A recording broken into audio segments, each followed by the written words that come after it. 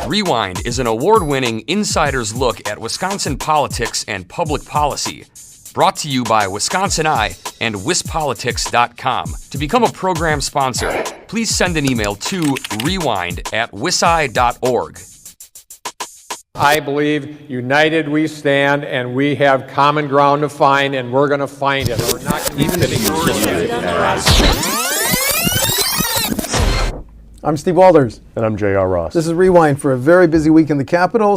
But let's start with WisConsinEye Was There. You have first a very interesting experiment that cut the number of emergency room visits from 270 to 7.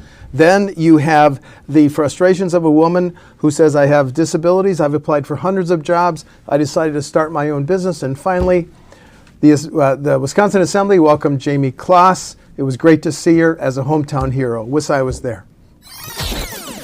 We're calling it our My Connections, and I'm not going to call it a pilot anymore. I'm going to call it a program because we're at our 9 months mark. Right now it's 11 people. We're paying for their rent, and the outcomes are, I couldn't even believe them. 6 months before these 11 individuals, they had 270 visits to the ER. They now had 7. They had 70 inpatient stays. They had 21 over the last 6 months. We need to treat individuals with disabilities like everyone else. I applied to 300 law firms.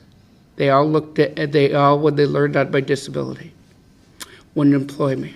But after 300 people saying no, I decided I was hiring me. I have a letter stating from my disability counselor stating that opening my own was a waste of time, a waste of taxpayer money, and was honestly the worst thing I could possibly do. I've been open, got 12 years now. I've had a real law office, has always made a profit. No one is saying they want the CNAs to have less knowledge, less responsibility, less credits. Instead, what they are saying is, I'm worried. These people are working with my mom, dad, brother, grandfather, sister, husband, wife, and there aren't enough of them.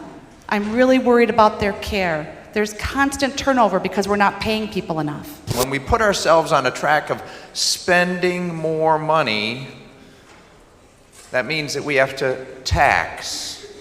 And we need to be attractive as a state in order to attract that labor force. And one of the ways we're going to do that, Mr. Speaker, is to make sure we protect our residents from undue excessive taxation.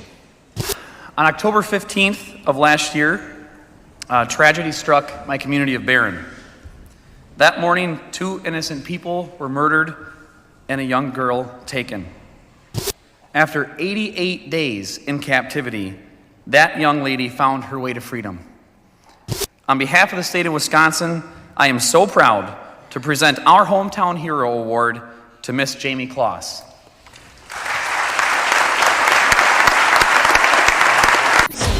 On Wednesday, our state Supreme Court heard the challenge to the lame duck bills and the appointments made in December. So you had all 7 justices there. The arguments ran, I don't know, about 10 minutes, hour and 15. I thought it was very interesting. At issue here is not only the legality of the December, but all the extraordinary session bills, appointments, and labor contracts ratified going back to the 1980s. Your general impressions before we hear some audio of that argument? Some deep skepticism from 3 conservative justices, Rebecca Bradley, Daniel Kelly, Chief Rogensack. Yes. Seemed like you can kind of, it's always, you should be cautious to predict things off oral arguments because you can play devil's advocate. But it's at one point, Justice Rogensack was asking a question of one of the attorneys for the labor and said, he's like, I'm sorry, I don't really understand where you're at. And she basically said, that's funny, I don't understand where you're at either. That's right. So that seems to suggest that there's a little bit of a question that they have. Yeah. Let's be honest, the justices run nonpartisan races, but we kind of know what their politics are. There is a sense among the people I talk to, the court, because of the conservative majority, will come down on the side of the Republican lawmakers. Now that might be the correct ruling of law, right? I'm not going to say it's not. But they're likely going to rule, at least people I talk to, rule that the lawmakers were correct in meeting an extraordinary session. They have that power. They can set their terms, and that everything was good to go. Yeah, there was certainly that signal. I expect a ruling by July 1, don't you? If not sooner? Possibly, if they're going to move quickly. Don't forget there's a second case that they're dealing with too. I mean, that one to me is more interesting because of the separation of powers issue. This seems to be what's the legislature's purview about what it can do and when. Yes. And they seem hesitant to the conservatives to mess with the separation of powers and dictating to another branch of government what it can do and when. Yeah, so it's time to hear some video from that argument, and especially the minute that Jeff Mandel for the League of Women Voters stood up, he said, I want to introduce the people, the plaintiffs in this case, and then listen to how Justice Rebecca Grassel-Bradley interrupted him. Please. Sometimes new needs do arise. Sometimes the Milwaukee Bucks threaten to leave town, and the legislature has got to come back in and fund and authorize an arena so the Milwaukee Bucks don't move out of state, or some other things may occur. And the legislature, that's exactly why the legislature does not dissolve itself at the end of the last pre-scheduled floor period. Where is the law that tells us that you can call this extraordinary session? And if you wanted such a law, why can't the legislature pass one? It just makes no sense to me that a extraordinary session is a regular session. Don't you find it extraordinary that nobody has raised this issue before this court in over 4 decades? The legislature shall meet at such time as provided by law, which both parties agree means statute. So doesn't that mean that the legislature can determine for itself when it meets? The legislature is being very fast and loose with the words of the statute, the words of the Constitution, the words of this court. Mr. Saitlin said earlier that Damon, this court's decision in 1936, absolutely supports his view that the legislature is in perpetual session. And here's what it said. The legislature was not in session on that day being the day that the governor had returned his veto message, it having theretofore temporarily adjourned. There's not a perpetual session. The Constitution says it shall meet as provided by law, and that allows the legislature and the governor to decide when and how often it's going to meet. And if they decide that they're going to meet for 2 years at a time, if they decide that they're going to delegate that authority to a joint committee to decide when they meet, the statute allows for that. That cha-ching that was heard in the Capitol this week was a Legislative Fiscal Bureau report saying that between the end of this year and the next 2 years, there's going to be an additional $753 million in general fund tax collections. Compared to what they expected just in January. Yes, yes. And let's trace that a bit. Individual income tax collections plus $460 million. Now, this is over a 3-year period. Mm-hmm. Corporate up $610 million. What's going to drop? Sales taxes, $280 million. That's not a small number.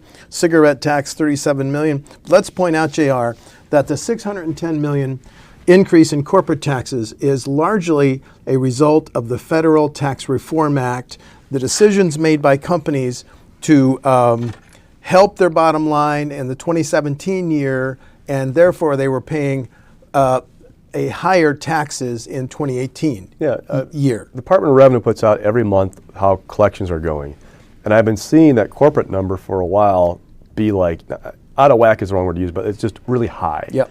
I've asked Bob Lang, the executive director, the director of the Fiscal Bureau, which is the nonpartisan budget arm of the legislature, what's going on. And the whole time he's been saying, we think it's because of the federal tax law, but we're still trying to figure out what's going on. And what's happening is a couple things. One, there are federal tax changes, and I'm not going to try to explain all of them because I'm not a corporate tax attorney, but that made it advantageous to move around when you're paying your taxes federally. Yes. A second thing, our top income tax rate is 7.75 or 7.5. The corporate tax rate, I think, is higher than that. For a lot of businesses, it was better to report your income as a corporation through an LLC, limited liability corporation, through individual shareholders, through their individual income taxes. What's happening now, though, is because of the advantage of the federal tax law, they're reorganizing as corporations, not that LLC, and filing their taxes or paying their taxes through the corporate tax rate, state one, not the state individual income tax. That's part of what's happening. So a lot of this is being driven by federal tax changes. Right, but there were some warnings issued here, both by Revenue Secretary Peter Barca and even Speaker Voss in his statement saying, this is one-time money. You can't use this to pay the light bills, basically what they're saying. Senate Majority Leader Fitzgerald and Speaker Voss, generally we're in a position to cut taxes, pay down debt, and make smart investments, including boosting the rainy day fund.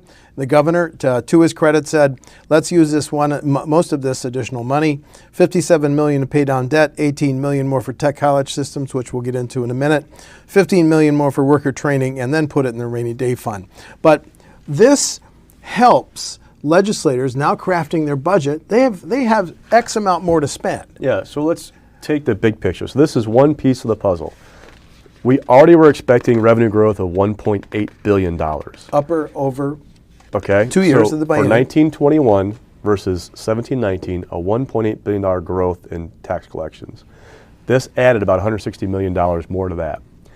The ending balance for the current fiscal year, okay, which we build off the next budget, that ending balance is growing now to $900-some million. I knew it was more than 900 million. So now you take 1.8 plus 161 plus 900 plus, you get to just shy of and then there are a couple other changes, small, just shy of $2.9 billion to spend in this next 2-year period compared to what we budgeted for the current 2-year period. Right. That's a lot of money. So they have more money for K-12 health care. K-12 school aids and health care. Because remember, the governor's health care budget was held together by Medicaid expansion, which isn't going to happen. So it was good news, but there was, with this caveat, it's one-time money in terms of corporate uppers. A piece of it, yes. So a piece of one, and what we mean by one-time money is that we're not expecting this growth to repeat itself year after year. I mean, individual income taxes, yes, when we hit a recession, they're going to go down. But typically, as the economy grows, we see growth. So that's not one-time money. But the corporate piece is because of this movement of money around to try and pay taxes in an advantageous way. The thing is, you can use it for one-time expenses. So for example, I get the impression the budget, Republicans figured out a lot of the roadmap where they want to go, except for transportation. There still is a deep divide about whether you're going to borrow more, whether you're going to raise a gas tax or find another revenue upper. You can use one-time money to pay for one-time road projects. But not reoccurring. You can also use one-time money to pay for building projects in Governor Evers' capital budget, which would borrow $2.2 billion, almost $2 billion, right? So we have the operating budget, which covers Medicaid, schools, government. We have the capital budget, which is all buildings.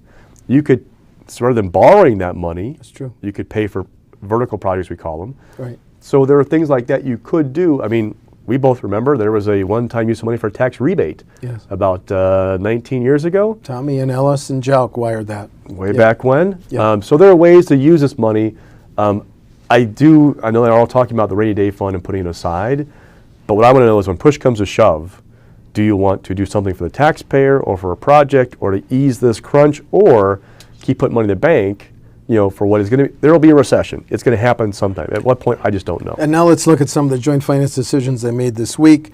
The governor wanted $18 million in his original budget and then $18 million more for tech colleges. They're giving tech colleges $25 million more, which, by the way, is a 30% increase. Mm-hmm. Their budget right now is $18.5 million in GPR.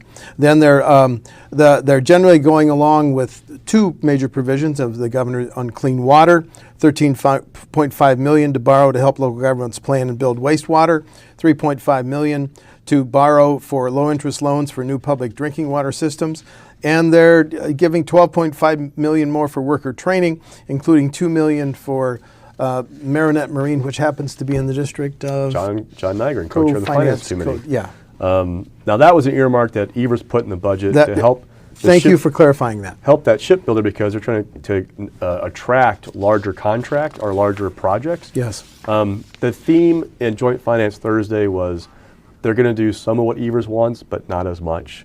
So, and they're also saying, Democrats were like, you should do all of what Evers wants for tech colleges, do all $36 million. They're like, well, wait a second, if it's such a priority, how can we only propose $18 million to start? Now that, in their words, it's convenient, he wants the full 36, which was the full funding request from the tech college system, was that kind of a boost.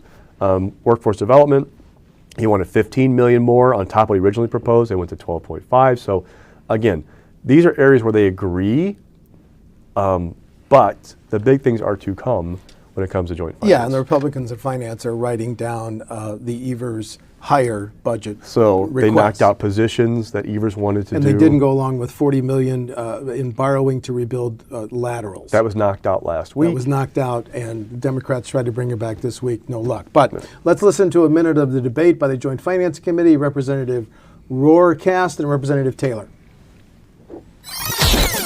It's just amazing to me that there's these arguments of failure in the last 8 years when the reality of 2.8% unemployment, a recent revenue increase of over $700 million on top of a revenue increase in this budget of over $1 billion.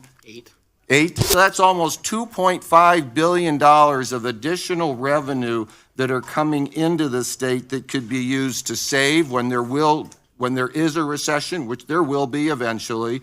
We could pay down debt, or we could look to tax reductions. So those are three things that we could look at with that. But no, we've got to spend well beyond our means. We have to go well beyond a balanced budget and create a huge structural deficit. Why is our private sector growth rate sluggish when compared to the national growth rate? Why is that? Why is our neighboring state of Minnesota doing so much better when it comes to wages, when it comes to private sector job growth, in every single economic indicator? Because they made investments that you refuse to make. You're too busy worrying about the next tax break for the millionaire. The Assembly in session on Wednesday, and it passed for the four abortion tightening bills that we talked about last week. Let's not spend a lot of time on them, although they all passed with just Republican votes. But they're still important, so we'll just quickly summarize them. Providers must do all they can to help a fetus survive if born alive. That's the heartbeat bill. Ban abortions on the basis of race, gender, or other factors. Require physicians to tell women considering taking an abortion-inducing drug the process could be reversed. And providers who perform abortions would be ineligible for Medicaid reimbursements with some exceptions. These go to the Senate. Senate Majority Leader Fitzgerald, we expect to take them in June. And I'm using the term Governor Evers may veto. Is that too imprecise? Likely to veto? He's going to veto all four of these bills. He's made that fairly clear, especially the first bill, the quote-unquote born alive bill. He said it's not necessary, that it's already in state law, there are protections there, so he's going to veto that bill. Okay. And then Speaker Voss at his pre-session press conference was asked about some of these tougher bills that other states are passing. 6 weeks, a ban after 6 weeks in Georgia, I believe, is one of them. Right. And he said, Alabama. I'm paraphrasing now, but he said, do I believe that the minute there's a heartbeat, that's a life? You bet I do. Okay. Don't expect to see those come through anytime soon. Evers would veto those if they did. This is about ginning up the base for 2020. It also could put some Democratic lawmakers in a difficult spot. But Republicans have seen their base reawaken. These are things that are important to them. I mean, you would wonder, you had a Republican governor for 8 years. Why don't you do these bills then? Why can you knock them out then? Why now? And they know they're not going to become law, but they're also, again, important for the base, and they send a message about where they are as a party. Well, there's a national contest taking place in legislatures, Missouri, Alabama. Who will craft the bill that ends up before the Supreme Court with the goal of overturning Roe versus Wade, that 1973 opinion? Let's listen to just a few seconds of the debate on the abortion bill in the Assembly this Wednesday, please. You want to be like Alabama, Mr. Speaker? You really want to be like Alabama? Alabama ranks 44th in child mortality. 49th, they rank 49th in infant mortality. 26% of its children live in poverty. You want to be like Alabama? 1,500 abortions are taking place today. This year in the U.S., 348,000 babies will be aborted. Since 1980, 1.5 billion babies have been aborted. 15 million worldwide this year. It's infanticide. In a press conference yesterday, you guys were there. Attorney General Josh Kaul and the Governor Evers announced a lawsuit filed against Purdue Pharma, one of the major manufacturers of OxyContin. I'll tell you what, let's go hear about the Attorney General and the Governor talking about that suit before we talk a little bit more about it. Please. The state of Wisconsin has filed suit against two Purdue Pharma entities, Purdue Pharma LP and Purdue Pharma Inc., as well as Richard S. Sackler. We allege that the opioid epidemic is in part attributable to the deceptive marketing practices of Purdue Pharma, which Richard Sackler played a significant role in directing and overseeing. We allege that the risks of opioid addiction, the risks of overdose, were downplayed, and that the benefits of opioids were overstated in an effort to change the culture regarding the prescription of opioids. The people we're trying to get justice for here today are just trying to get the medication they needed and to get the health care they needed without increased risk for addiction, abuse, or tolerance. And it's time for Purdue and companies like Purdue across the world to be held accountable to the people who've suffered at the hands of these decisions and dishonesty. Let's just take a look at some of the what is alleged in the lawsuit filed by our Department of Justice quickly, JR. The rate of babies born addicted to opioids and other addictive drugs in Wisconsin quadrupled between 2006 and 2015. Between 1999 and 2015, the volume of prescription opioids per capita in Wisconsin rose 425%. Between 1999 and 2015, Wisconsin has lost 45,200 workers due to opioids, costing our state economy about $37 million. We joined 4 other states who filed suit, and I think now there's a total of 45 states who have filed suit against Purdue Pharma. We're not likely to see any recovery of any funds anytime soon. Interesting to watch. Interesting note too that former Attorney General Brad Schimmel declined to join a lawsuit like this. He's in a discovery effort instead. With other states, yes. But now we have Josh Kaul, Democrat, who's replaced him and is filing the suit. Also, John Nygren, who is co-chair of the Finance Committee, also is basically the point person legislature for when it comes to opioid addictions and legislation to address that. Yes. Said that he was going to open this lawsuit if it's about holding people accountable for bad actions. He's interested in it. Yeah, that's a fascinating thing to watch. Okay, so you and I will be heading to Oshkosh here today. The Republican State Convention tomorrow, so let's preview it a little bit. I'll tell you what I'm looking for, but why don't you go first? What do you look for? We're going to hear a presentation about the postmortem that the party did. We saw the overview on You wrote about the Monday. report. Basically, I mean, Andrew Hitt's the new party chair. He gave us a preview a couple, 3 weeks ago, basically, that the party became too reliant upon advertising and consultants at the expense of the grassroots, i.e. the county parties, the congressional district parties, the people who man the phone banks, who knock on doors, who stuff envelopes and put up yard signs. They need to reconnect and energize those folks. The full report we saw on Monday talked about basically how the party became an arm of the Walker campaign and spent money unwisely, wasn't really kind of tight with its controls. And sold out financially to try to reelect Governor Walker, right? Sold its financial soul. Also, like there were consultants who people weren't sure what they were doing, they were getting paid pretty well to be there. This party's trying to refocus and is using the Hagedorn, the Brian Hagedorn win for Supreme Court as a rallying cry of, here's our moment where the grassroots kind of rose up to win a race. We can build off of this. They're trying to dust themselves off and look forward.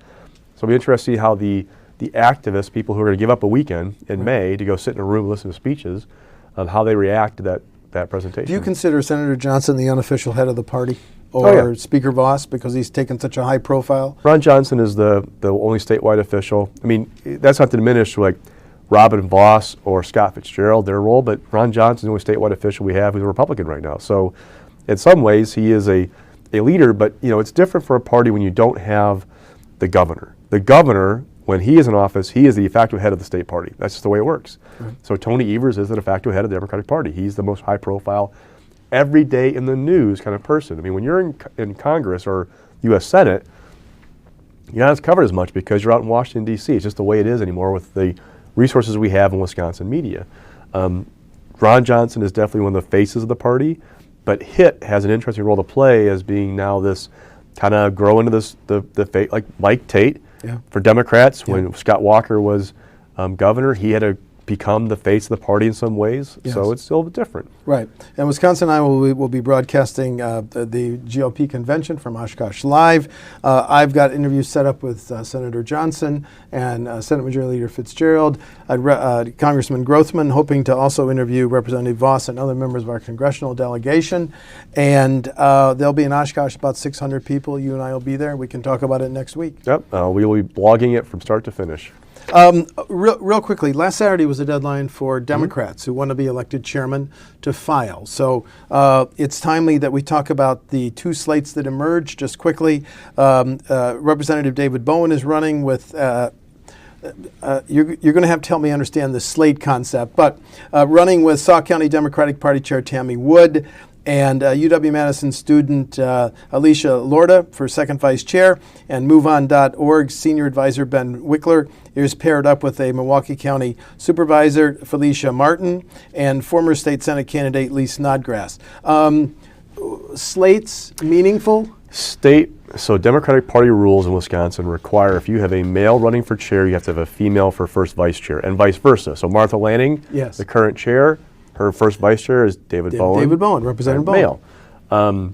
In looking at this race, the perception has been that Ben Wikler is somebody who has got this kind of tapped into a little bit of the grassroots. He has this national experience working for MoveOn.org with organizing, but he hasn't been in Wisconsin until recently. You know, he's a Wisconsin native, but he went off to Washington, D.C., moved back, I think, last year. He wasn't here for the fights over Act 10 or those kinds of things. So he's been trying to prove himself with the party activists that I've been here, I'm ready to take on this fight. For David Bowen, he has been here.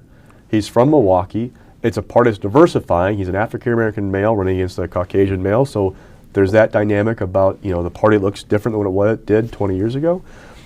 At the same time, there are questions for Bowen about can he fundraise, because that's a huge part of being chair. I mean, you're a message person and a fundraising person. And go back to Andrew Hitt, he's got to raise money without a governor in office. Whoever becomes chair of the Democratic Party has that advantage of Governor Evers, but you still have to be a fundraiser and a message person. So that's kind of the challenge for Bowen, is to prove his chops as a fundraiser. He, for example, was the only superdelegate to back Bernie Sanders in 2016. Got a flood of cash because of that, but hasn't really capitalized upon that. So that's, something he'll have to. So again, they both have questions to answer before this race. And just a programming note, they'll be answering that questions. I've got scheduled interviews with both Mr. Wikler and Representative Bowen next week, in which I'm going to ask him, why should you be elected chair at the party convention June 1 and 2? No stock picks this week because we're at the convention. Okay, let's close the program this week by noting how Justice Shirley Abrahamson was honored by the court, standing ovation. Let's go through first woman on the court, first woman judge, 1976, longest serving Chief Justice, longest serving justice in Wisconsin history. And yesterday she heard her final oral argument. And Shirley, we wish you well. And this was a scene as they honored Justice Abrahamson yesterday in the Supreme Court chamber. This is our last oral argument for the term. And before we all leave, I would like you all to join me in thanking Justice Shirley Abrahamson, who has provided services to the state of Wisconsin since 1976 on this court.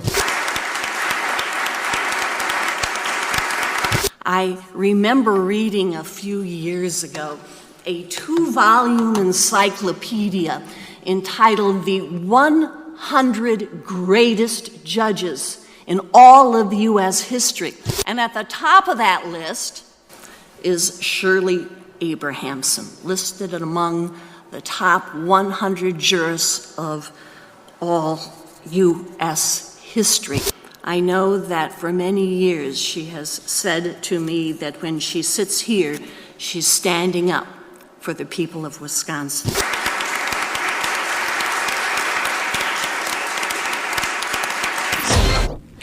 Quick look at next week. Joint Finance will meet, and they will pass state aid for K-12 public schools. One of the big ticket items. Thursday. At least it's on their agenda. So to me, that's one of the positions or issues that shapes the rest of the budget debate. It is.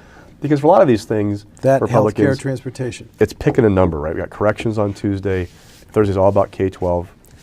Once you knock out corrections, K-12, university, Medicaid, those are big drivers of the budget. You've spent period. more than $10 billion in But GPR funds. That K-12 number, remember, Evers wanted $1.4 billion in additional money, including for- $600 million for special ed. for public K-12 education. Yeah. There was more money for private choice programs. What number are you going to pick? What number they pick then drives a lot of what's left to do with university system, right? So our tech colleges get a boost, but not as much as they wanted.